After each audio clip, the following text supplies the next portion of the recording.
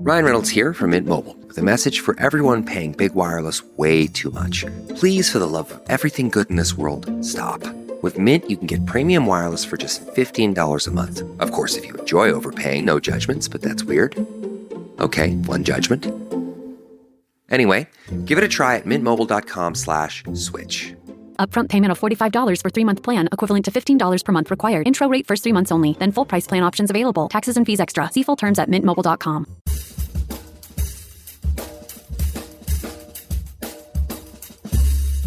I mean, no one plans to get sick, and yet, here we are. My name is Matthew Zachary.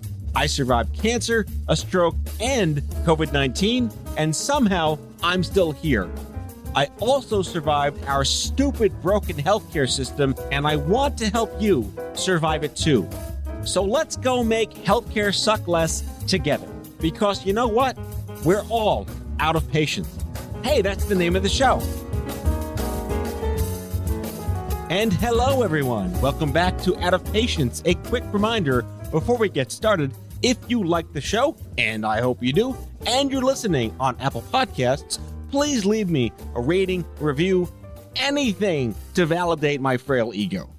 On the show today, Dr. Jamie Wells is many things, but boring is not one of them. Prepare yourself for some frenetic genius conversation with the director of the Research Science Institute, Leadership Council member of the Wistar Institute, advisor to the Global Blockchain Business Council, and adjunct professor at Drexel University's School of Biomedical Engineering. I mean, holy shit. I'm the dumbest guy in the room, and that's a good problem to have. But what's most important about Jamie has nothing to do with any of that, because she's a Nickelodeon Double Dare champion and friend of Mark Summers. Need I say more? So strap in for a conversation riddled with so much IQ that you may need to listen to it backwards like a Led Zeppelin album just to make sense of it. No, but seriously, she's gonna blow your mind. Enjoy the show. I want the listeners to know that we tried to do this once, and karma was against us. It was 3 years ago, I think, when I was at Stupid Cancer. That's true. And there was a wonderful belief that if you and I were on the air together, the equipment wouldn't break. And it broke. I think that our banter was so epic that no modern technology was capable of capturing it. It was too forward thinking for the time. We had such a fabulous conversation that lasted, I have no idea, for the ages. And then the damn thing didn't record. And then the backup didn't record either. Yes. So it's our fault, not technology, because we're that powerful together. Well, I'm going to throw you under the bus and say it was your fault since I didn't touch any of the instrumentation. Okay, I'm going to own a third of that. Just a third. But, I did partake in some of the groundbreaking discussion, the revolutionary ideas that we had. So, but I'll take it was that. a missed opportunity from a timeline perspective. I know. Because now we have so much more to talk about. I know. You've changed jobs, 11 times since then? No. 10, max 10. No, I just keep getting many on top of each other. I think that I didn't foresee that as the way to go. In the first 13 years of my career, I kind of stuck to one thing. Oh my God. Anyway, Jamie Wells, thank you for coming on Out of Patience. Thank you so much for having me. I think it's really important. I think the single most important thing that my listeners would like to know about you is how the hell did you get on Double Dare?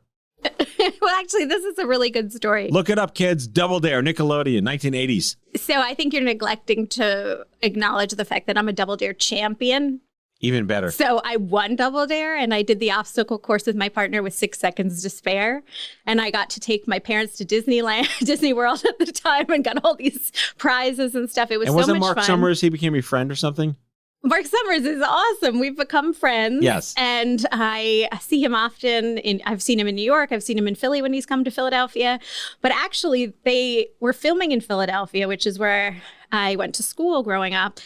And they auditioned my whole grade. And I'll never forget the headmaster of the middle school and everything coming to find me down the hallway and said, "Jamie, why aren't you trying out for the Double Dare thing. You have to do it. I'm like, okay. So I go in. I mean, who did not know Double Dare back then, right? So you knew of Double Dare. And the thing about it was basically 2 students were selected from my school, which I was one of them, and this other boy was chosen. We were partners, and we competed that day, and the rest of the grade got the whole day off to be in the audience for the taping. But when they auditioned us at the school, I'll never forget, the producers told me the question that nailed it for me was they asked everybody, you had to do stunts on stage, like that apple cart thing where I had to crawl across the stage and roll an apple across like my nose. They were James Bond aspects of this, yes. But I'll never forget, Acrobatics. The producers asked every one of us in the audition if you could go to an ice cream store and get whatever you want. It doesn't cost anything. You can get anything you want at the ice cream store. So everybody's giving these elaborate, bubble gum, flavor, strawberry, whatever. And I said, I want a scoop of vanilla. And if I'm in the mood, chocolate sprinkles, but only if I'm in the mood. And they said to me, that's all you want. You can have anything. And my response was, if something isn't great in its purest form, I'm not interested. And that was apparently Did they ask you how old you were? Were you like Drew Barrymore in that movie, like a 40-year-old person in high school? What's so funny, I saw one of her interviews young, but it was an incredible experience. And I remember going there, and in the back, the opposing team and my partner, everybody was so nervous. And I was trying to act cool before and be like, it's no big deal. It's just our classmates out there. Not a big deal. And we go out there and the lights of the cameras come on and I'm like a deer in headlights. So when you watch it, the first few... Wait, can we watch it? You can watch it. My friend found it online. It's online. We were going to put a link in the description to this show. And Mark Summers actually says, asked me what I want to be. And I said a neurosurgeon. And so when he takes me over to the Double Dare obstacle course, he's like, I'm here with a future brain surgeon and a singer. And actually I started my first residency in neurosurgery ultimately. So those words were sealed in fate. Dear Mark Summers, thank you so much. But it took after the first set with the lights and you see me kind of deer in headlights, then I get over it. And then I start answering questions and not looking at my partner. And we did all of these. I mean, I had a chocolate sundae made on my head. I was blindfolded and had to spray seltzer to get an apple off my partner's head. So it was a lot of fun. It was an incredible experience. And what was so funny about it was that well into my 20s, people around the world, I remember family friends called from Hawaii saying they saw the 12-year-old version of me on Double Dare because it was syndicated. So it just kept coming back and back. And then it was a few years ago that a friend of mine called me to say ABC's The Goldbergs was doing an episode with Double Dare because that show's filmed in the 80s from Philadelphia. Right. And Adam Goldberg went to my high school in Philadelphia. So I wound up watching, I turned it on and I see the episode about Double Dare. So I tweeted a picture of me from my episode from the 80s or whatever of Double Dare. And I posted ABC's The Goldbergs should have consulted a true Double Dare champion for tonight's episode. Of course you did. So Adam Goldberg starts chiming in, Jamie, I didn't know you were on Double Dare. Then Mark Summers chimed in. And then so funny. He wound up calling me the next day. And ever since, we've been in touch. And he's been wonderful and so supportive. And he's so interesting and has done a lot of different things over the years with Food Network and stuff like that. So it was an incredible experience. And it kept on going and going. And people have so much nostalgia for it. I received messages from around the world. I've done so many different things in life. And I received messages from Myanmar, Yale, all over the world when they saw, because my picture that I posted on Twitter or whatever it was about the Goldbergs episode basically went viral. Within hours, I was being contacted all over the world. People I never knew loved Double Dare, who've known I've done other things of interest or stuff like that. Well, that's the question is like, what are you most well known for now, right? Double Dare's not on your LinkedIn profile, but it needs to be immediately. My good friend would tell you that I should be having that as my opener on LinkedIn, is my Double Dare championship status. I mean, that's so much Gen X cred, you have no idea. Is it? I love it. Yeah, it's like people who are on like the first TRL that are like 10 years younger than us, like that's their equivalent. I was on TRL of season 1 on the camera, right? That's what people wanted. Oh my God. Have you ever been on any kind of game? I was on The Price is Right. Were you really? Yeah, I didn't win, but fuck me, the guy next to me was picked. Did you get... Next to me, the human being sitting to my left was chosen to come on down to Bob Barker. So they got you at least on camera as the other guy goes down. Yeah, I was like the guy that was really disappointed saying like, what the fuck in my mind. that the guy to my left was chosen to go, and he didn't win, so it kind of felt okay. They didn't win, but I still have my giant Matthew, all caps, little ticket sticker that they stuck on me. I wear that every day. Oh, yeah? I think that's the coolest thing. So now you're a doctor. Yes, I'm a physician. I started, as I said to you, I started my first residency in neurosurgery thinking I wanted to be a brain surgeon. So I started that, realized the reality was not the dream, wound up switching into pediatrics. And I was affiliated, I practiced in New York for over a decade, affiliated with NYU Langone, Mount Sinai Beth Israel, St. Vincent's, was in private practice. What did you study? Because it wasn't neurosurgery. No, I wound up getting boarded in pediatrics. Okay. And so I practiced for many, many years. During that time, I also, at some points, was a volunteer for the Boomer Esiason and Cystic Fibrosis Foundation, answering all of their medical questions online as a medical expert. And I just loved my patient population. I believe in an old world style of medicine. 100% of my patients had my cell phone and email. I did home visits when possible. I just come from, all my grandparents lived with me growing up. We all participated in their home care. My dad's had 3 different cancers. I've been a caregiver. I've been a medical practitioner. Towards the latter part of I probably had about 90% joy, 10% frustration in practice for the longest time, which is pretty amazing. All 90% joy is how messed up the system is for that's doctors. right. Yes. For the latter portion of that, I really was getting unsatisfied and deeply concerned about the ever-widening gap between policy and practice, and felt that the people making decisions for patients were jeopardizing patient safety, which is, to me, they were really decimating the doctor-patient relationship and the sanctity of that. And so I just felt that nobody's listening to the primary stakeholders. So I'm one not to complain forever. I kind of give myself a deadline to complain. So I shifted out of practice a couple of years back and was director of medicine for an education advocacy nonprofit. I published about over 400 articles on medtech innovation to health policy. And it was really interesting because prior to that, I had been on any kind of media forum as a medical expert, but it was always to discuss what they deemed was important. And as you and I know, media can be used for good and for evil. And I Very really would. clearly, yes. And the two of us are about utilizing it for good. And I think it can be impactful and just help so many people and assuage suffering. And I'm motivated to assuage suffering. I'm not motivated to really sensationalize or, fearmonger. And so I found that prior to shifting out of practice, everything that I was talking about in the public forum was to try and bring the temperature down on the sensationalism and measure things out. But it was always, as I said, about what they deemed relevant, which a lot of times is the least relevant. So the sad reality is it took me quitting medical practice to get a voice.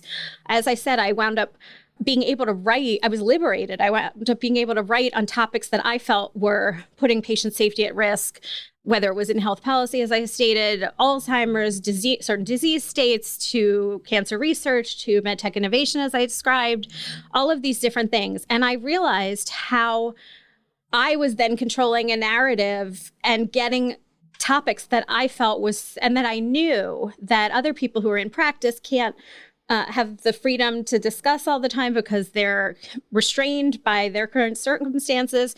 So I got to really get a forum. I did extensive outreach, and I saw the tangible effects of all of the writing and outreach I did. My stuff was used in schools of public health. I wound up spending an afternoon at the White House Medical Unit. I had written about the weaponization of healthcare, especially in politics.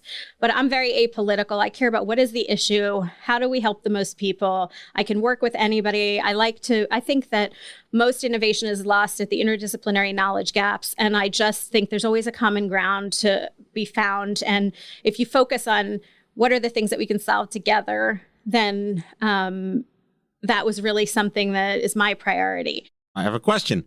Empathy in medicine, the topic of the decade, of the millennium, right? A lot of people are born with empathy. Some people can potentially learn empathy, but odds are there's a bell curve where empathy plays a role in medical practice. My first question is, do you feel that pediatrics lends itself towards a more empathic type of medical practitioner? Or is there a better way to ensure that empathy plays a role in patient care in non-pediatrics? First of all, it's a phenomenal question, and there's so many layers to that question. I am somebody who utilizes an empathetic lens, and I'll get to shifting out of that Washington, D.C. world into the things that I've been doing in the last, year or so, I don't think that anything, albeit technology, albeit medical practice, functions, thrives, and truly heals and cures or transitions things from fatal diseases to chronic illnesses that are manageable without using a scope of lens of empathy. I think human-centered design is the only type of design we should be making, or else, electronic health records are the most negatively disruptive piece of material because nobody who actually are the primary stakeholders who care about patients ever see them or do anything about them, had any voice into how they were constructed, how they were utilized. But I think honestly, most people who go into medicine are driven by helping people. There's certainly stereotypes to different fields. But when it comes to pediatrics, remember, I started in a surgical subspecialty. So I had certain attributes when I shifted fields. I was very good at procedures and being deft and precise because I was driven to going into a surgical subspecialty. But I also had that other side of me where I think pediatricians are the best people. I do. Here. I mean, they've done good by my kids. That's a little bit biased. And my father would tell you that he's my geriatric patient. So I always say everybody needs a pediatrician. I don't care how old you are. And I've held hands of people. I've been a part of their care, no matter whether they're an adult or a child or anything like that. But I do think that you do learn. Geriatrics and pediatrics have always been my favorite, because the populations are truth tellers. They tell it like it is. They know what they want. They know what they don't want. Things aren't hidden with nuance and agenda, which is a lot of the times the things you have happen in between. I don't necessarily agree with everything that both populations have to say, but you're also navigating a family. Pediatrics is so unique because it really is the grand humbler and equalizer having a child. You could be a CEO, chairman of the board, 6'5", powerful, where every adult would shudder when you walk in a room. And I've seen toddlers lay the gauntlet down. And I found it enjoyable every time because the toddler always wins against the CEO or anything like that. Of course. So you could be an artist. You could be really...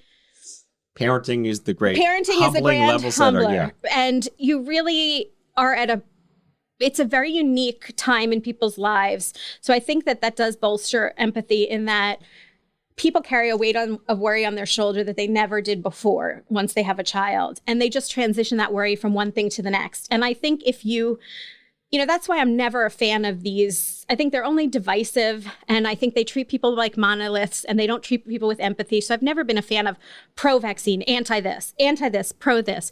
If you take 5 minutes to have an actual conversation, you learn that people's fears are not monoliths. They are nuanced, and they develop from different things, and they're cultivated from different things. And a lot of times it just takes a brief conversation to engender that kind of trust and foment a successful therapeutic relationship. So I do think that certainly pediatricians and a lot of the experience, because you're talking to families at 1 a.m, and parents tend to not care what happens to them. But if they trust you with the care of your child, you become a part of their family. And it's a very unique experience where every single patient of yours, you have 2 sets of parents, sometimes 3 sets of parents with new types of families.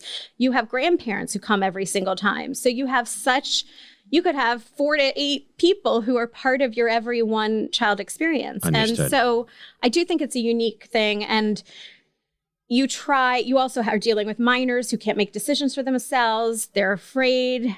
People always compare veterinary medicine to pediatric medicine because there are points where children can't speak and tell you what it is that's hurting. So you have to be able to really utilize all your senses, listen to families. Parents know their children.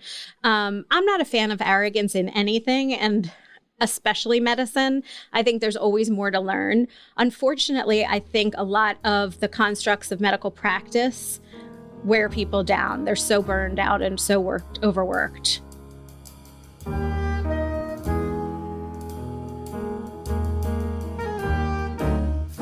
Back with our guest after the break.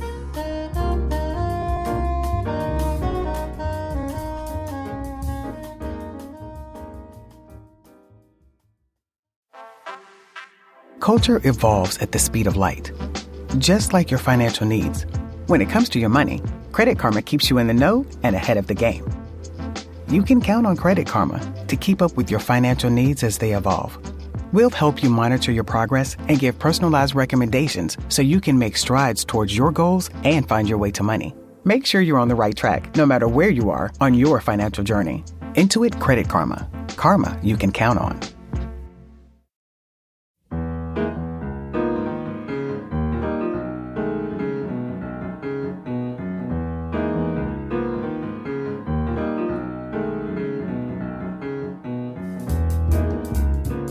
So let's talk about this massive behemoth of digital health, right? Online technology and resources. You mentioned electronic medical records. I read somewhere, and I'll find the source, something like 90% of the billions of dollars going into emerging digital health technology will only be utilized by people under 50 years old who know how to use it, when in fact 90% of the population that needs to benefit from it don't understand it. And the burden falls on people like us, caregivers. What's your take on that? Well, I mean, I couldn't agree with you more. I mean, case in point, how COVID signing up for vaccination, a lot of elderly or, people who didn't grow up with this kind of stuff, it was made it so complicated to get your appointment utilizing the online system. Right. It was so unnecessary how it was. And you have to meet people where they are in medicine. And especially with respect to health tech, one of the things that has been incredible for me is in this last year, Drexel University School of Biomedical Engineering, Science, and Health Systems spearheaded the nation's first degree program in pediatric engineering. What is pediatric engineering? Well, most medical devices, most medical therapeutics are designed for adults. And they try to retrofit. The old way of thinking is to try and retrofit them for children. It doesn't work. Children are not little adults. I think the other aspect to dovetail on what I was saying previously is kids go through, and especially pediatricians, you're cognizant of your patient population. They go through biopsychosocial developmental changes. They go from being premature and have the heart the size of a walnut to having to go through multiple phases to get to adolescence. You can't use the same heart pump that you could use for a 50-year-old man for a premature infant. So but why would one even assume that that's what should be done in the first place? That's how it's always been, which is why you're only now seeing some of these clinical trials with pediatric patients with respect to vaccination. So everything has always been designed mostly in medicine around the 70-kilo adult male. And everybody responds differently. So there are things that are wonderful to know in medicine that most people are affected by.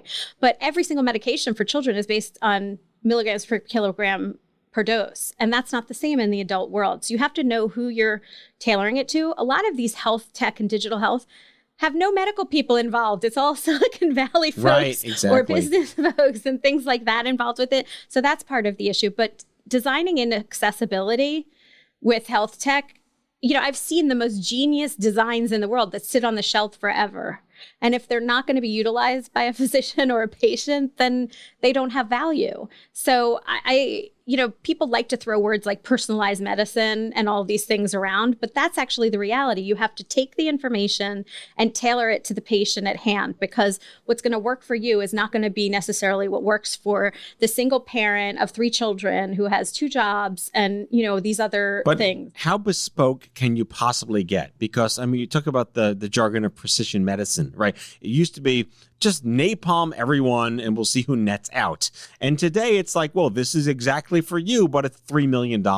Where do we draw the line between what works for a person and what might work for a larger group of cohorts? Well, I think that number one, if you don't feel your physician's listening to you, find another physician. Sometimes that's also a constellation of their environment in which they're working. And sometimes you don't always have that other choice, but there's so many options to seek out to get better information. If you don't feel that you're being heard and you don't feel that you're a partner in your decision-making, then that's a problem. And that's the first thing, because one thing in medicine is when you do it right the first time, you really prevent a lot of these. You can't necessarily avoid completely an ominous diagnosis or things like that, but there are absolute ways to prevent unintended harms and just unnecessary suffering. So you have to be a partner with the person who's taking care of you.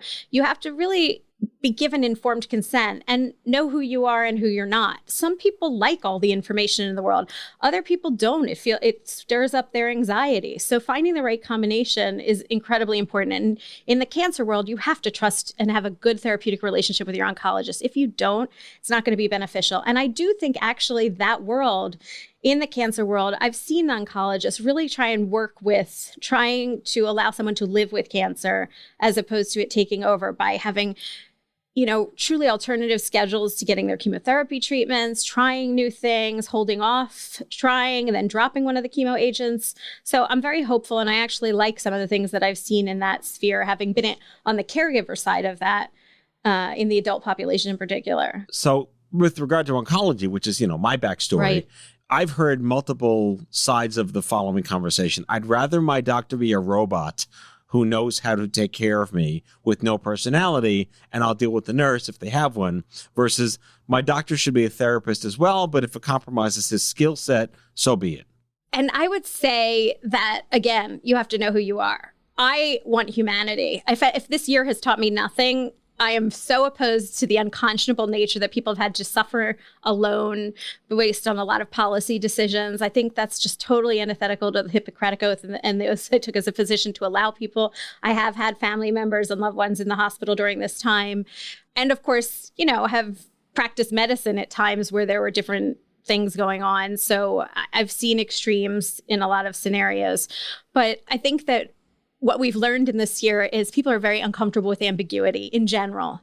And this year really took out the fact that, people can have the perfect job, the perfect life, the perfect this, but control is a false perception to begin with. And when people have a cancer diagnosis, especially, or a chronic disease, they feel more out of control. And that's something that people can't deal with a lot of the time in a natural, typical scenario, let alone when they have a disease like that. So they want to control different aspects.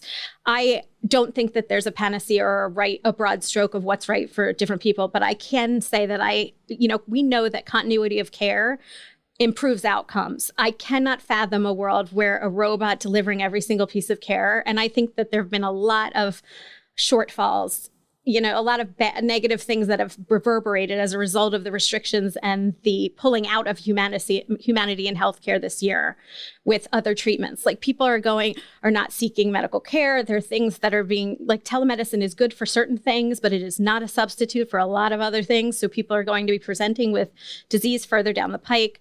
But I don't subscribe to a medical world that lacks empathy, humanity, and is inaccessible. But that brings us to your role now at the Research Science Institute, collaboratively sponsored. I'm required to say this, folks. Collaboratively sponsored by let me say that again. And that brings I can't even say the sentence. So right. I'm very excited because I'm newly the director of the Research Science Institute, which is collaboratively sponsored by the Massachusetts Institute of Technology, or MIT, and the Center for Excellence in Education, I'm or glad CEE. you said it because I can't read all those syllables. Yes. And why I would say I'm so excited about it is basically RSI is a CEE was co-founded by Joanne DeGennaro, who's the current president, and Admiral Hyman Rickover, who's considered the father of the nuclear navy. And it was intended to further STEM scholars, to help with societal advancement in science, biomedical space, everything. So the Research Science Institute that I'm the director of, we run an intensive program that selects, it's cost-free, so it reduces all barriers. A lot of STEM programs for top scholars are costly, and so that can really drive barriers. So what's so wonderful about this is that it's cost-free. We take about the top 80 STEM scholars, university, high school, and international scholars around the world. So entering their senior year, the summer after their junior year of high school, they do intensive research. They partner with some of the best scientists in the world. It's held at MIT. So a lot of these, a couple of weeks ago, a student from last summer won the Regeneron Science Talent Search. She won $250,000 top prize for that. At what age? probably 16, 17. That's extraordinary. So, and another top finisher won $50,000. So you're talking about very notable alumni of RSI. Terrence. Aren't you an alumni of RSI too? I am an alumni. Let's mention that part. I forgot to mention that part. And actually what's so funny is when I did it, I was housed, it was like the year or two before they moved to MIT. So it was in Washington, D.C. And one student's project was restructuring the flight pattern at Dulles International Airport. And another got national security clearance to go to the Pentagon. And I had gene therapy breast cancer research at Georgetown Lombardi Cancer Research Center was my summer project. I mean, I reprogrammed the flights on Tuesdays. Like that, that's not impressive. Believe it or not, you're going to pass out. This was my one shot at being an Olympian. I was supposed to be a member of the U.S. team to represent the United States in the U.S. Biology Olympics. It was supposed to be held in Poprad, Slovakia, Czechoslovakia back then. And my dreams were dashed because the political climate was volatile, so they had to cancel the trip. But the Center for Excellence in Education has been in my life. They nurture scholars from that point. Now they can boast over 3,000 have graduated the Research Science Institute. Some of the co-founder of Pinterest, Ben Silberman, is an alum. The developer of CRISPR technologies, Fang Zhang, who's at the Broad Institute at MIT, is an alum. Terrence Tao, who won the Fields Medal, which is like the Nobel. Now you're just impressing me with name dropping. Well, Lauren Ansel Myers did a lot of mathematical modeling for COVID outbreaks. So why I'm so excited about it is this year has kind of been blah for everybody. And so now I'm in the middle of planning for these students who are coming this year, and they're so inspiring. They have so many dreams and wishes for the future. And I really think if we, with regard to infectious disease and things like that, we follow the same cycle in this world. We throw money when there's an outbreak. We retreat and take it away in between, even though our greatest adversary is going to be future pandemics, future emerging infections. Nature is always going to be what we deal with throughout the future. So now we should really be proactive and not reactive. If we really want to advance cancer therapies, this is what we should be investing in, is the next generation who are going to come up with things that maybe make chemotherapy obsolete. The best time to get a job is when you have one. I'll put it that way. People say that. I'll just go right to the Schoolhouse Rock version of that. How about we invest in pandemic response when we don't have a pandemic? That's right. Yeah. And you don't want to be playing catch up. You want to be able to do things that avoid all of the reverberating collateral damage that really didn't necessarily have to happen. Let's learn the lessons from this and move forward. Final question. Optimism-ometer from 1 to 10. Are we going to be better in 10 years or worse in 10 years? Oh, yeah. See, I'm an eternal, I like to say I'm a skeptical optimist. So I do think that humanity is humanity and the only permanence is impermanence. So unfortunately, people have had to learn hard lessons here. And the only thing I can equate it to slightly was 9/11 and being in New York at that time when the world seemed upside down. So there will be other things that arise in the future. But I always have the perspective of see the opportunity, not the obstacle. And I think there are many new things that are starting now, and people are really taking a personal inventory of what matters and what doesn't matter, and have, switched their trajectory into the future that I think is really positive and optimistic. And I think if people can hold on to the gratitude they have, given the suffering that they've so tangibly seen on many levels this past year, then we can only be in for a world of good. Dr. Jamie Wales, Double Dare champion. I'm going to put that first. Okay. Friend of Mark Summers, that definitely trumps everything else. The director of the Research Science Institute, and you say the rest. It's collaboratively sponsored by the Massachusetts Institute of Technology and the Center for Excellence in Education. Take a look at CEE.org, and you'll see all of the wonderful programs that they run that help teacher enrichment, that help hundreds of thousands of students who don't have the opportunity to learn STEM, and all of, getting the next generation to focus on all of these kinds of things is only going to better medical care in the future. So let's invest in them. You'll be hearing a lot more from Jamie here on Out of Patience. Thanks for listening, and we'll see you next time. Thank you so much. This was a blast.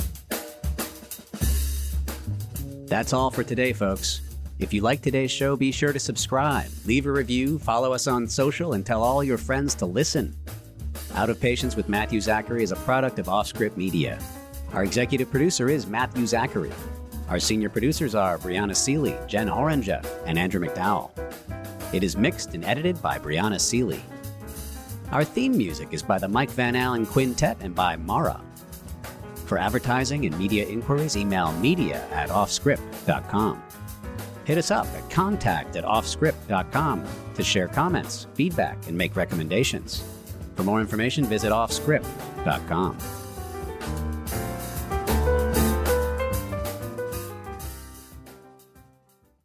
Are you feeling stuck in your career or lacking employment at the moment? Experiencing symptoms of job dissatisfaction?